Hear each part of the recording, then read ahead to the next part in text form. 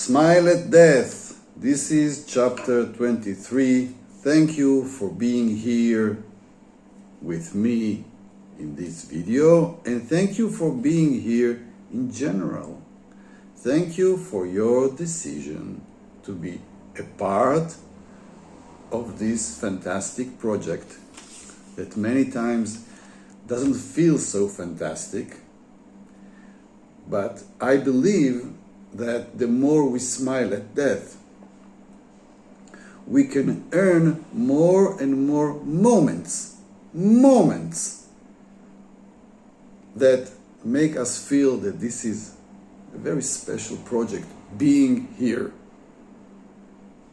And I'm saying that it is more than just being here. It's being here and being there at the same time. It's so difficult to explain the unexplainable, that what we feel, what we see, what we agree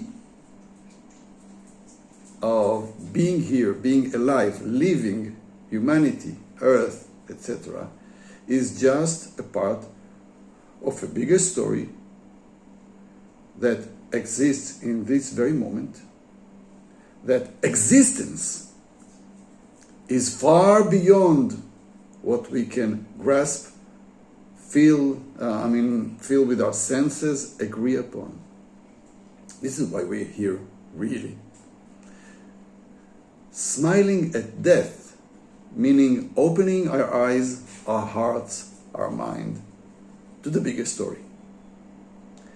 We are here now in part 8 that says, and I'm glad to say it as a psychiatrist and a psychotherapist myself, that death is a critical part in understanding, in wide understanding of human psychology. Actually, we're dealing here with huge misunderstanding. Or let's say some kind of ignorance. We are ignorant of the real story. And we are not the same. Some of us are more open spiritually, and some of us don't really are not attracted to this territory so much, but we live together, all of us. And there is a good reason for us to live with this heterogeneous way of humanity, of people around us that feel in a different way about life. This is a part of the game. There is a reason for this. There is a reason for this struggle. Let's say that you accept what I'm saying here and it echoes here in your heart, and then you go and you meet people that they have no affinity for this. They think you're talking nonsense. They cannot connect. Well, being with them is a part of the story. It's part of the story. Yes, it's a part of your choices to be here with your spiritual development and awareness, and being with people with different spiritual awareness and different understanding of this game, of this drama. It's okay if you are frustrated about this. It's okay. You are supposed to be. And you're supposed to do something with it. And I hope that being here and working with this material will help your journey and also give you some answers about what can I do when I have around me so many people that will never understand me and will never see the thing that I see. Well, first, your role is to increase your confidence by smiling at death. The more you smile at death, the more you feel balanced, the more you feel okay with yourself, the less you need to lie to yourself, the easier for you to approach other people, the easier for you to understand your role here. Okay? Now, chapter 23. Not understanding that most choices and actions take place at the same time in the death dimension and the living dimension. Not understanding this fact means not understanding life. You know, there are people who dedicate their lives in research, investigating this science or etc. There are people who make their research in themselves. Many people are trying to figure out what life is about. This is a continuous effort, continuous challenge of humanity, and it's great.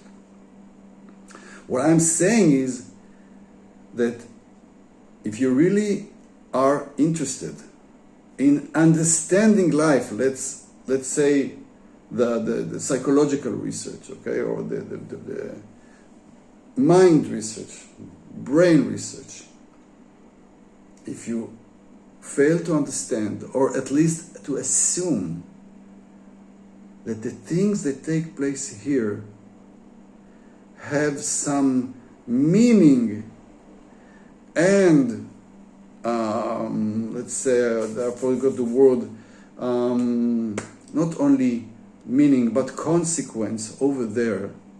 The things that happen to me here do not just happen to me here, but also happen to me, my other version over there. That I'm here and there at the same time. Not understanding that every action that I take, every bravery, every courageous decision, every change, every experience has meaning and importance for me in the other side right now. Right now. Every achievement as well as every failure is important for me in my wider psychology that contains me in the death space. I am here now. I know it's almost impossible to explain this. You need to feel it. Just think or experience in your body if these words resonate to you. I'm talking to you today as a psychotherapist, and I have many colleagues that do a great job with their patients.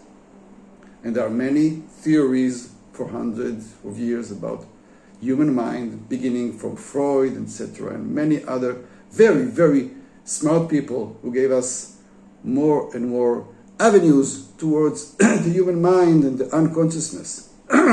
I'm saying it's about time to expand our view.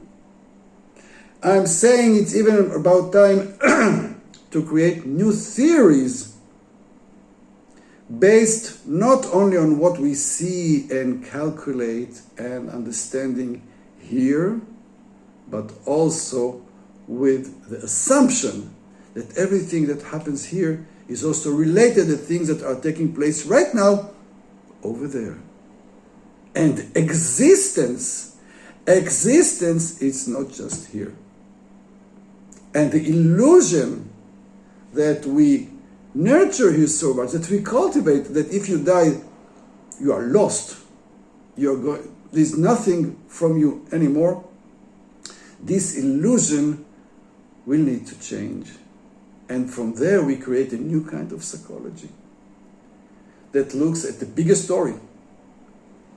And if there is a bigger story, and I'm sure there is a bigger story, and if we fail to realize this when we are trying to understand people, so we don't really understand. You see, we have this tunnel vision. We see a very narrow landscape of the real reality. And we tell ourselves that this is reality. No! Maybe this is even a kind of illusion in comparison to the real reality. And why is it so important?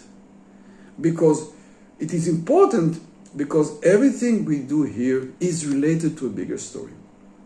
And once you connect to the bigger story, it's easier for you to do things here. It's easier for you to understand why you're here and even why you suffer from time to time. And the reason and the goal for your problems.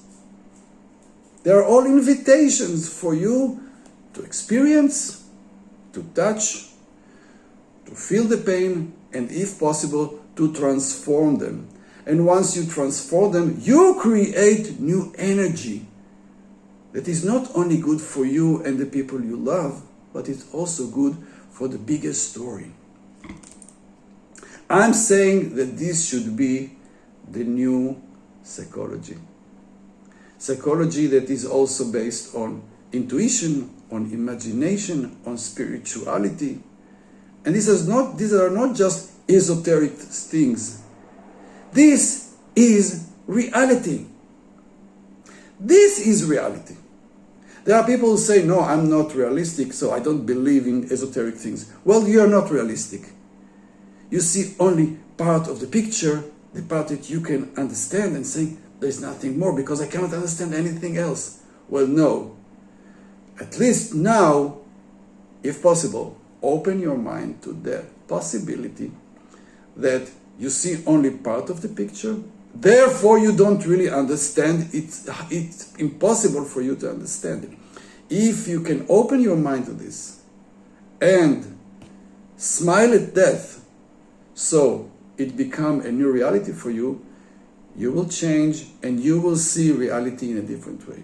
And this is why I recommend, I suggest, I offer, smile at death. This is the whole thing. From this, many other things will start opening. Just smile at death. From there, a new understanding will come. From there, a new awareness will come. And you don't need to invest much. Just smile. Be brave enough to look at death and smile.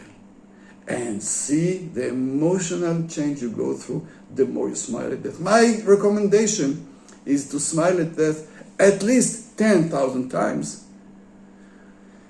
before you start feeling the great change that your body and mind will go through. Because you stop living in this lie, in this illusion of narrow reality, and you open your mind, you open your life to the bigger story.